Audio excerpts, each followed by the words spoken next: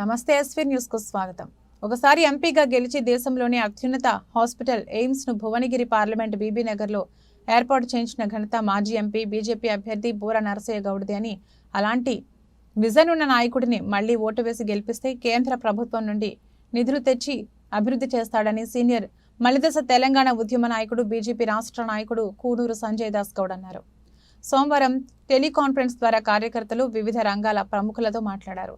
తెలంగాణ రాష్ట్ర సాధనలో doctor JAC chairman గా ఉద్యమంలో కీలక పాత్ర పోషించారు. ఎవరైనా మాయమాటలు చెప్పినా కుట్రలు చేసి ప్రజలు దేశంలో నరేంద్ర మోడీ నాయకత్వాన్ని, భువనగిరిలో ఎంపీగా బూర నరసయ్య గౌడ్ గెలుపును కోరుకుంటున్నారన్నారు.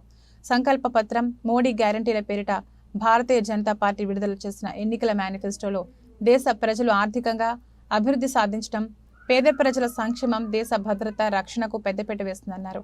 ఈ కార్యక్రమంలో బీజేపీ జిల్లా కార్యదర్శి బొడిగి అశోక్, నకిరేకల్ నియోజకవర్గ లీగల్ సెల్ కన్వీనర్ గుండల నరేష్లు పాల్గొన్నారు.